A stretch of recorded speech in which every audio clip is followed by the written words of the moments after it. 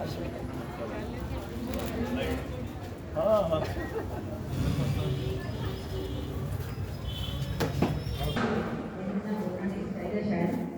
So, rights and duties of citizens.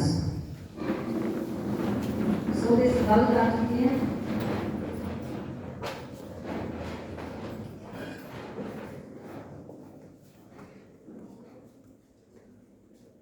बहुत स्वागत, most welcome.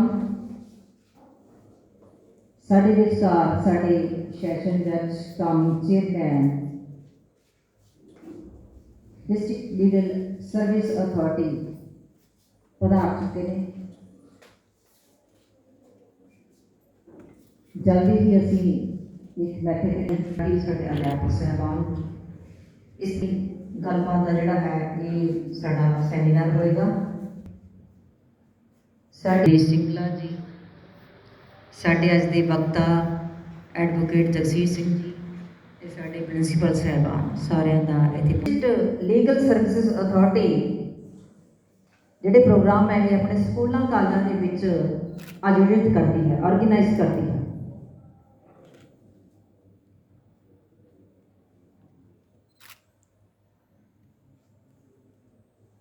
क्योंकि इस समय जो सीनरियो बनया हुआ है वो राइट्स एंड ड्यूटीज़ की गल बहुत होती है। साढ़े की हक ने, साढ़े की ड्यूटीज़ ने, असी ड्यूटीज़ को भुल के अक्सर राइट्स की गल करते हैं। If we define rights and duties are interrelated in every SD college संस्थावां दे प्रांगण दे विच अज असी यूएनओ की स्थापना देश के उपलक्ष्य विच अते भारत की आज़ादी के 75 साल दाखिल होने अज असी अमृत महोत्सव के उपलक्ष्य इत्थे एक फंक्शन लिखा गया है। जिले की डिस्ट्रिक्ट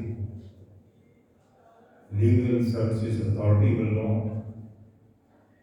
जिसके chairman मानयोग Shri Virendra Agarwal additional and district session जज बरनाला ने उन्होंने संघ आए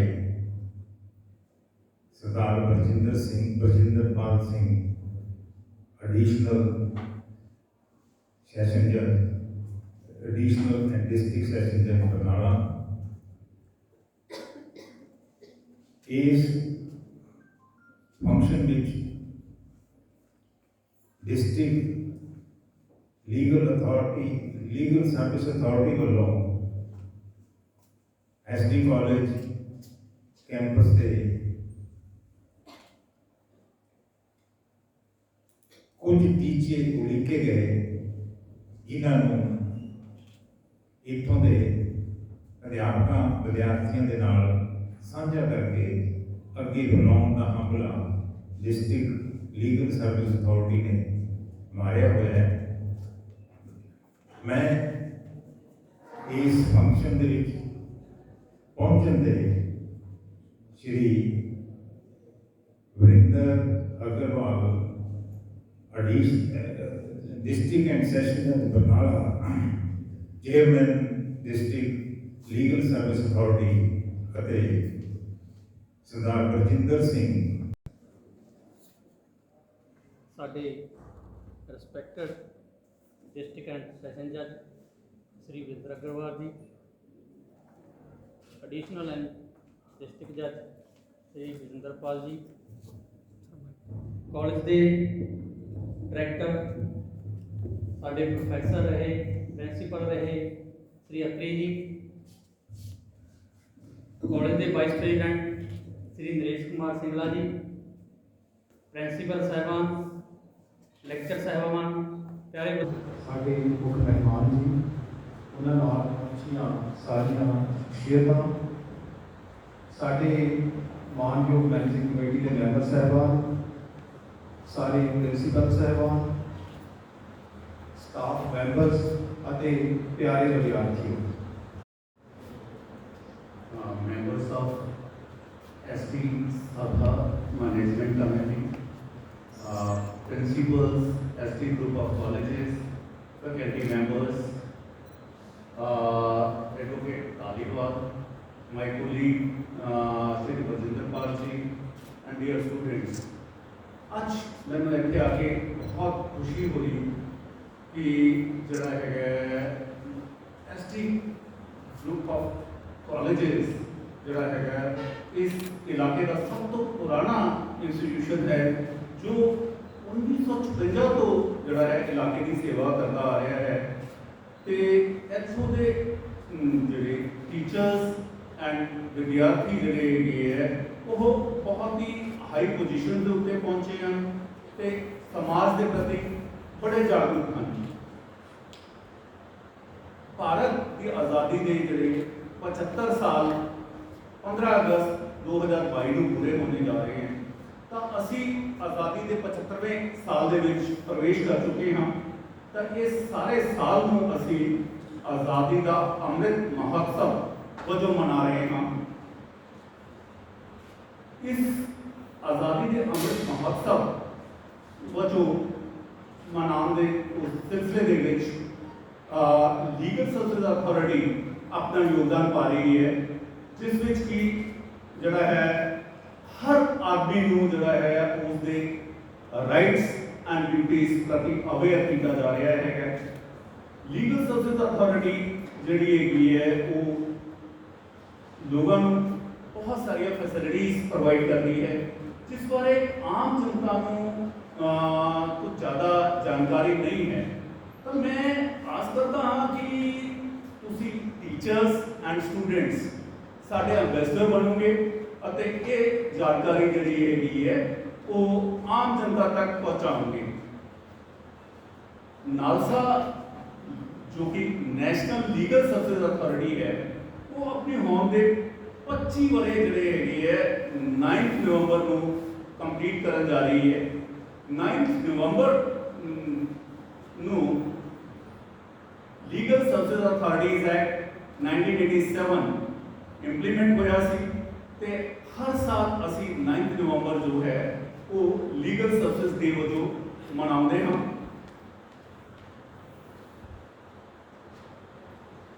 इस 25 वरे पूरे होने सिलसिले विच नालसा जो है देश भर दे विच एक आउटरीच एंड अवेयरनेस प्रोग्राम जो है 2 अक्टूबर को लेके 14 नवंबर तक मना रही है जिस दे विच वक्त समुदायां नूं जिहड़ा है एड्रैस किया जा रहा है और लोगों की जिहड़ियां डिफिकल्टीज हैं उन्होंने रिमूव किया जा रहा है।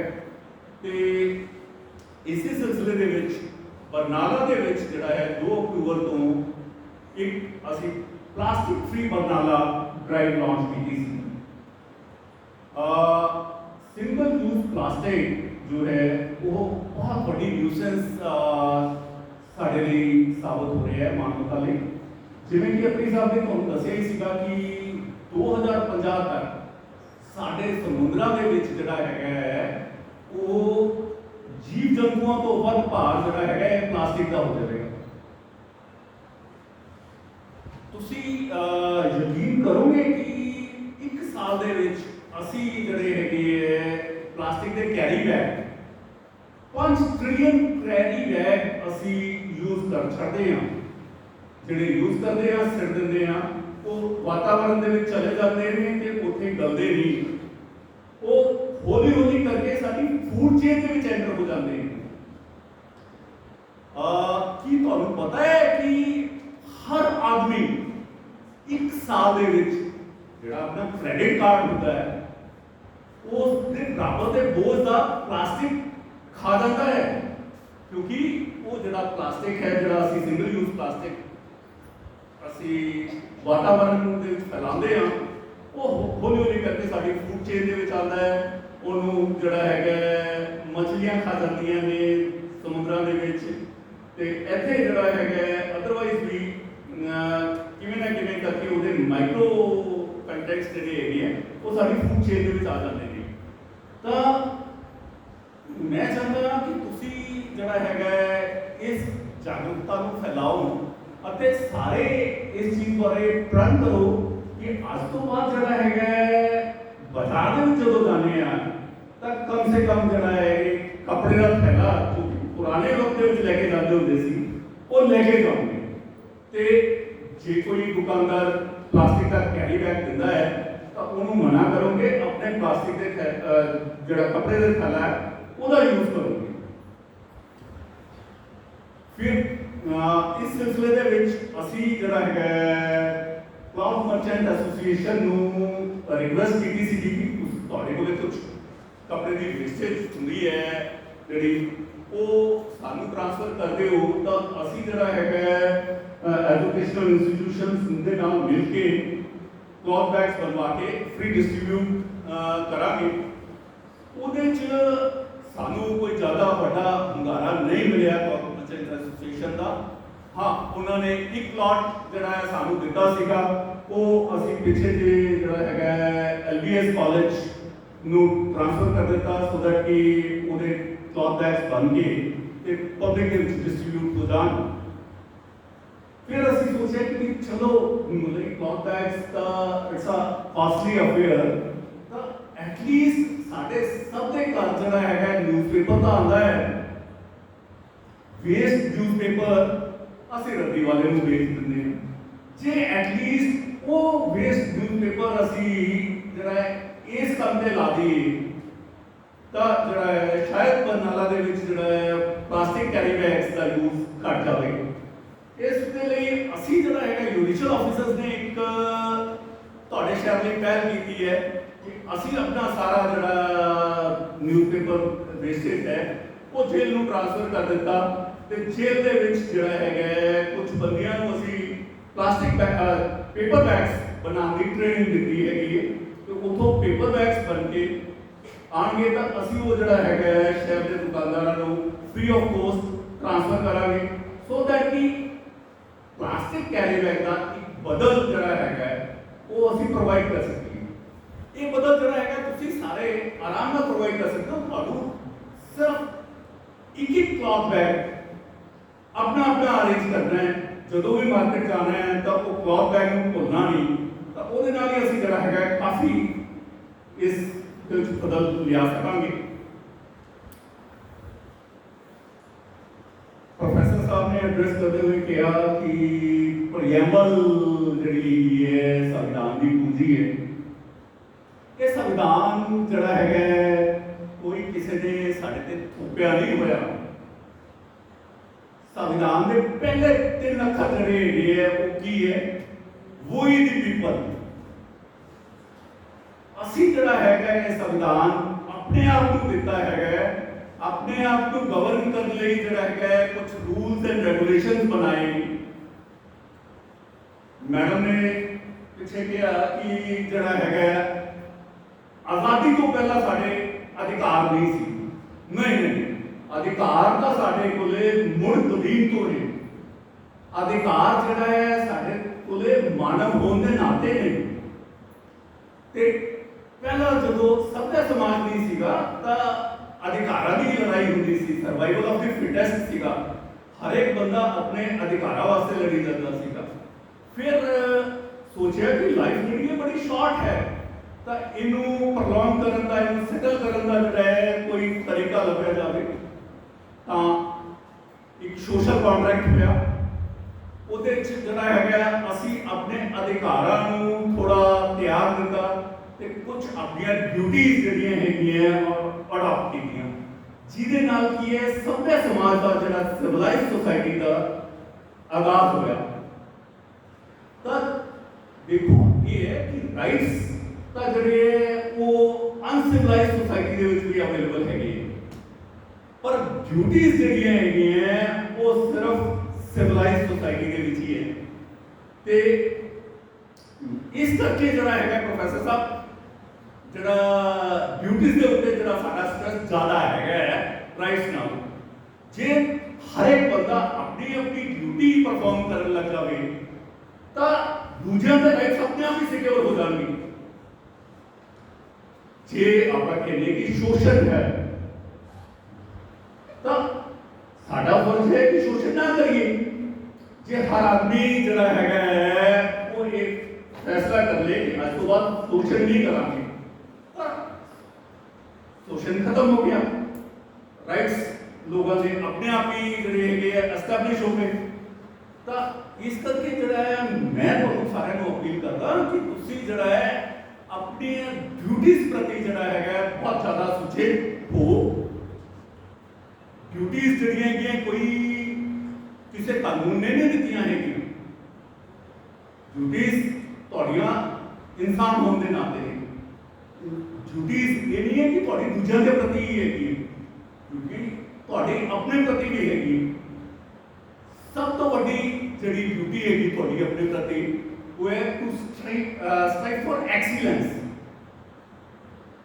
ਚੰਗਾ ਪੜੋ, ਚੰਗੇ ਬਣੋ, ਉੱਚ ਤੋਂ ਉੱਚ ਪਦ ਜਿਹੜਾ ਹੈ ਪ੍ਰਾਪਤ ਕਰਨ ਦੀ ਕੋਸ਼ਿਸ਼ ਕਰੋ। ਜੇ ਬਿਜ਼ਨਸ ਦੇ ਵਿੱਚ ਹੋ ਤਾਂ ਚੰਗੇ ਤੋਂ ਚੰਗਾ ਪੋਜੀਸ਼ਨ ਦੇ ਉੱਤੇ ਪਹੁੰਚੋ। ਇਹ ਤੁਹਾਡੀ ਆਪਣੇ ਪ੍ਰਤੀ ਡਿਊਟੀ ਹੈ। ਆਪਾਂ ਇਸ ਚੀਜ਼ ਨੂੰ ਜਿਹੜਾ ਹੈ ਇਗਨੋਰ ਕਰ ਦਿੰਦੇ ਹਾਂ। ਚੰਗੀ ਹੈਲਥ ਮੇਨਟੇਨ ਕਰੀਏ, ਇਹ ਵੀ ਇੱਕ ਡਿਊਟੀ ਹੈ ਸਾਡੀ ਆਪਣੇ ਪ੍ਰਤੀ। ਹੁਣ ਕਰੋਨਾ ਫੈਲਿਆ ਸੀਗਾ ਤਾਂ ਸਾਰੇ ਸਮਾਜ ਦੇ ਵਿੱਚ ਰੌਲਾ ਸੀਗਾ ਕਿ ਸਰਕਾਰ ਕੁਝ ਨਹੀਂ ਕਰਦੀ, ਸਰਕਾਰ ਕੁਝ ਨਹੀਂ ਕਰਦੀ। ਅਸੀਂ ਕੀ ਕੀਤਾ? ਸਰਕਾਰ ਨੇ ਸਭ ਤੋਂ ਪਹਿਲਾਂ ਜਿਹੜਾ ਸਾਨੂੰ ਕਿਹਾ ਸੀਗਾ ਕਿ ਜਿਹੜਾ ਮਾਸਕ ਇਜ਼ ਦਾ ਵੈਕਸੀਨ। ਤਾਂ ਐਨੀ ਗੱਲ ਕਹਿੰਦੇ ਹੀ ਸਾਨੂੰ ਆਪਣੀ ਪ੍ਰੋਟੈਕਸ਼ਨ ਲਈ ਮਾਸਕ ਯੂਜ਼ ਕਰ ਲੈਣੇ ਚਾਹੀਦੇ ਸੀ।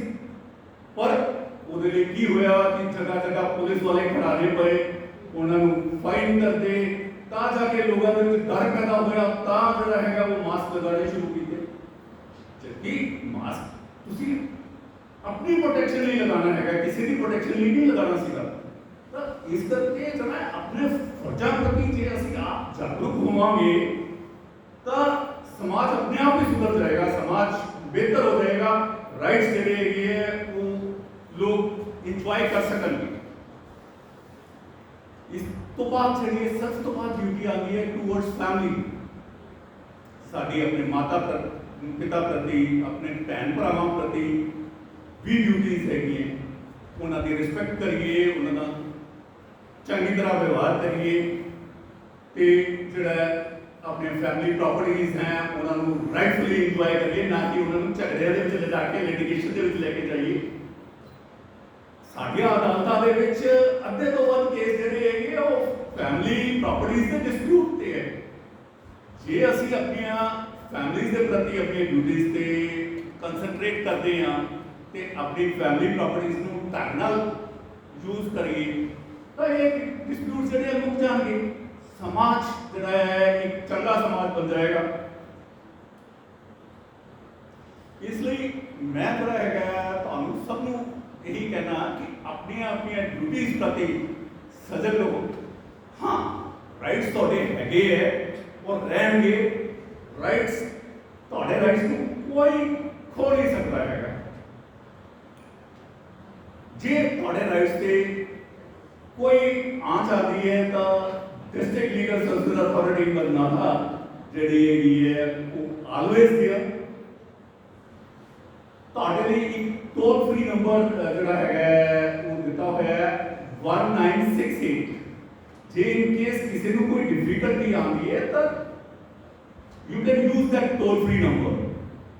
ਬਾਕੀ ਡਿਸਟ੍ਰਿਕਟ ਲੀਗਲ ਸਰਵਿਸ ਅਥਾਰਟੀ ਦੇ ਆਫਿਸ ਦੇ ਵਿੱਚ ਜਾ ਕੇ ਸਿੰਪਲ ਇੱਕ ਪਲੇਨ ਪੇਪਰ ਦੇ ਉੱਤੇ ਜਿਹੜਾ ਹੈਗਾ ਤੁਸੀਂ ਐਪਲੀਕੇਸ਼ਨ ਦੇਣੀ ਹੈ ਤਾਂ ਉਹਦੇ ਨਾਲ ਤੁਹਾਨੂੰ ਵਕੀਲ ਦੀਆਂ ਸਰਵਿਸ ਜਿਹੜੀਆਂ ਹੈਗੀਆਂ ਉਹ ਮੁਹੱਈਆ ਕਰਵਾ ਦਿੱਤੀਆਂ ਜਾਣਗੀਆਂ। ਤੁਸੀਂ ਇਹ ਨਾ ਸੋਚਿਓ ਕਿ ਡਿਸਟ੍ਰਿਕਟ ਲੀਗਲ ਸਰਵਿਸ ਅਥਾਰਟੀ ਜਿਹੜੀ ਹੈ ਮੁਫਤ ਦੇ ਵਕੀਲ ਪ੍ਰੋਵਾਈਡ ਕਰਦੀ ਹੈ ਤਾਂ ਮੁਫਤ ਦੀ ਤਾਂ ਦਵਾਈ ਵੀ ਨਹੀਂ ਲੱਗਦੀ ਹੁੰਦੀ।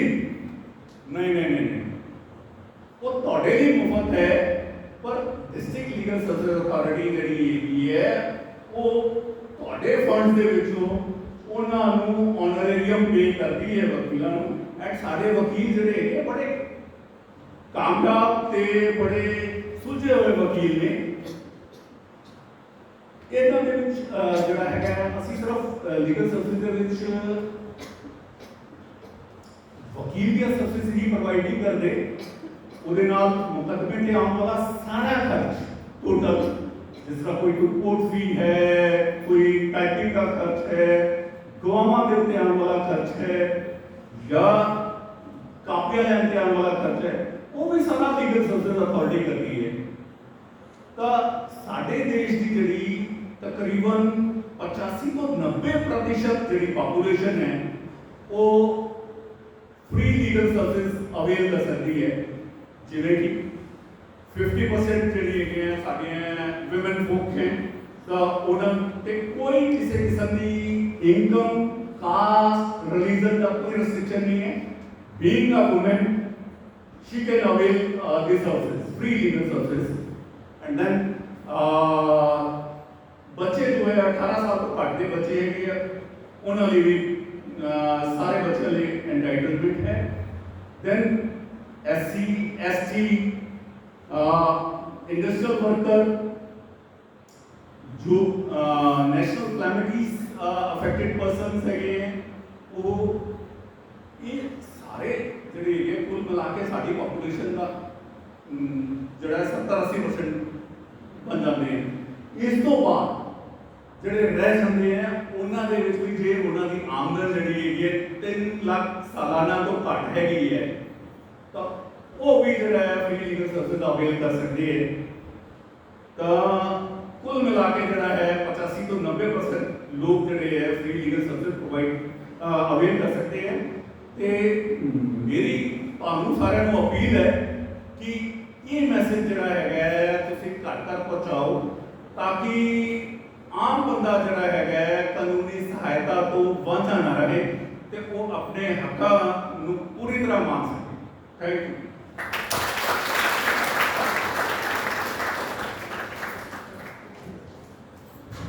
बहुत बहुत शुक्रिया सर, थैंक यू। ਤੁਸੀਂ ਇੰਨੇ ਵਿਸਥਾਰ ਨਾਲ ਜਿਹੜੀ ਹੈ ਉਹ ਲੀਗਲ ਸਰਵਿਸ ਦੀ ਕਰਦੇ ਹੋ। ਮਨਜਿੰਦਰ ਕੌਰ,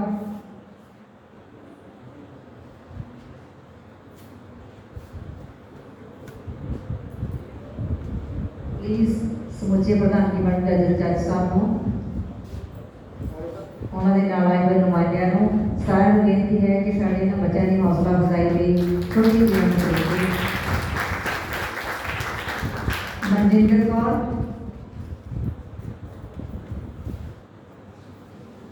ਨੈਕਸਟ ਲਵਦੀਪ ਸਿੰਘ, ਬੜੇ ਹੁਣੇ ਬੋਲ ਕੇ ਗਏ ਨੇ।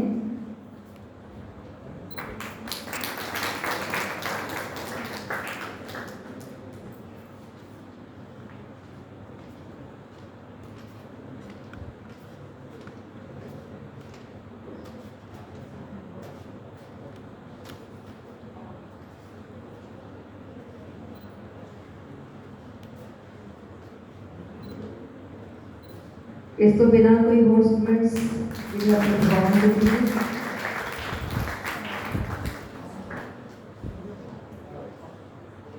ਕਮਾਨ ਬੇਟਾ ਆਓ, ਸ਼ਾਬਾਸ਼।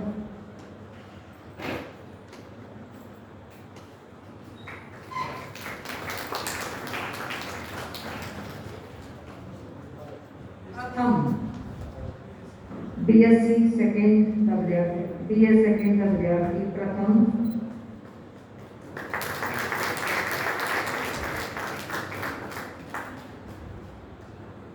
साड़ी विद्यार्थी सपना, वुमेन एम्पावरमेंट के काफ़ी बढ़िया सुचेत करवाया। मेरी अगली बेनती साड़ियाँ ST कॉलेज में जो Shri Virendra Kumar Agarwal ji, district and session जज Barnala, Shri Virendrapal Singh ji, additional district and session जज बरनाला, उन्होंने नाल आए एडवोकेट धालीवाल साहब, साड़ी मैनेजमेंट कमेटी के vice president Singla ji, director Akri साहब, principal, staff teaching and non teaching. Good afternoon. Evening sir ਜਿਵੇਂ ਆਪਣੀ ਕਾਨੂੰਨੀ ਸੇਵਾ ਅਥਾਰਟੀ ਹੈ ਉਹ ਕਿਸ ਤਰ੍ਹਾਂ ਦੀ ਸੇਵਾਵਾਂ ਆਮ ਲੋਕਾਂ ਨੂੰ ਪ੍ਰਦਾਨ ਕਰਦੀ ਆ? ਕਾਨੂੰਨੀ ਸੇਵਾ ਅਥਾਰਟੀ ਜੋ ਹੈ ਲੋਕਾਂ ਨੂੰ ਲੀਗਲ ਸਰਵਿਸਿਜ਼ ਪ੍ਰੋਵਾਈਡ ਕਰਦੀ ਹੈ, ਜਿਹਦੇ ਵਿੱਚ ਜਿਹੜਾ ਹੈਗਾ ਹੈ ਕਿ ਲੋਕਾਂ ਨੂੰ ਜਿਹੜਾ ਹੈ ਮੁਕੱਦਮੇ ਦੇ ਵਿੱਚ ਜੇ ਵਕੀਲ ਦੀ ਜ਼ਰੂਰਤ ਹੈ ਤਾਂ ਉਹਨੂੰ ਫ੍ਰੀ ਵਕੀਲ ਪ੍ਰੋਵਾਈਡ ਕੀਤਾ ਜਾਂਦਾ ਹੈਗਾ, ਅਤੇ ਮੁਕੱਦਮੇ 'ਤੇ ਆਉਣ ਵਾਲਾ ਸਾਰਾ ਖਰਚ ਜਿਹੜਾ ਹੈਗਾ ਹੈ ਉਹ ਲੀਗਲ ਸਰਵਿਸਿਜ਼ ਅਥਾਰਟੀ ਕਰਦੀ ਹੈ। ਇਹਦੇ ਲਈ ਜਿਹੜਾ ਹੈ ਸਾਡੇ ਕੋਲ ਇੱਕ ਵਕੀਲਾਂ ਦਾ ਪੈਨਲ ਬਣਿਆ ਹੋਇਆ ਹੈ, ਜਿਹੜਾ ਕਿ ਅਸੀਂ ਉਹਦੇ ਵਿੱਚੋਂ ਵਕੀਲ ਨੋਮੀਨੇਟ ਕਰਦੇ ਹਾਂ ਜਦੋਂ ਦਰਖਾਸਤ ਆ ਜਾਂਦੀ ਹੈਗੀ ਹੈ। ਫਿਰ ਕਿ ਕੁਝ ਜਿਹੜੇ ਹੈਗੇ ਹੈ ਅਰੈਸਟ ਹੋ ਜਾਂਦੇ ਆ ਲੋਕ, ਤਾਂ ਉਹਨਾਂ ਨੂੰ ਫਸਟ ਡੇ ਜਦੋਂ ਰਿਮਾਂਡ ਵਾਸਤੇ ਪੇਸ਼ ਕੀਤਾ ਜਾਂਦਾ ਹੈ ਤਾਂ ਲੀਗਲ ਸਰਵਿਸਿਜ਼ ਅਥਾਰਟੀ ਨੇ ਰਿਮਾਂਡ ਕਾਉਂਸਲਸ ਅਪਾਇੰਟ ਕੀਤੇ ਹੋਏ ਹੈ, ਜਿਹੜੇ ਕਿ ਉਹਨਾਂ ਦੇ ਰਿਮਾਂਡ ਵੇਲੇ ਲੋਕਾਂ ਦੀ ਹੈਲਪ ਕਰਦੇ ਹੈ, ਉਹਨਾਂ ਦੀਆਂ ਜ਼ਮਾਨਤਾਂ ਦੀਆਂ ਦਰਖਾਸਤਾਂ ਜਿਹੜੀਆਂ ਹੈਗੀਆਂ ਉਹ ਦਿੰਦੇ ਹੈ ਅਤੇ ਪ੍ਰੋਸੈਸ ਕਰਦੇ ਹੈਗੇ ਹੈ।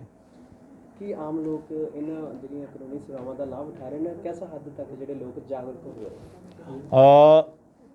ਬਹੁਤ ਲੋਕ ਜਿਹੜਾ ਹੈ ਇਹਨਾਂ ਸੇਵਾਵਾਂ ਦਾ ਲਾਭ ਉਠਾ ਰਹੇ ਨੇ, ਅਤੇ ਹੁਣ ਸਾਡਾ ਜਿਹੜਾ ਐਂਡੇਵਰ ਇਹ ਹੈ ਕਿ ਇਹ ਜਿਹੜਾ ਸੰਦੇਸ਼ ਹੈ ਉਹ ਹਰ ਆਦਮੀ ਤੱਕ ਪਹੁੰਚੇ ਅਤੇ ਹਰ ਆਦਮੀ ਜਿਹੜਾ ਹੈ ਇਹਨਾਂ ਪ੍ਰਤੀ ਜਾਗਰੂਕ ਹੋਵੇ, ਤਾਂ ਜੋ ਕਿ ਕੋਈ ਵੀ ਬੰਦਾ ਜਿਹੜਾ ਹੈਗਾ ਆਪਣੇ ਹੱਕਾਂ ਤੋਂ ਵਾਂਝਾ ਨਾ ਰਹੇ, ਉਹ ਲੀਗਲ ਸਰਵਿਸਿਜ਼ ਅਥਾਰਟੀ ਦੀਆਂ ਸੇਵਾਵਾਂ ਹਾਸਲ ਕਰਕੇ ਆਪਣੇ ਹੱਕਾਂ ਦੀ ਲੜਾਈ ਲੜ ਸਕੇ।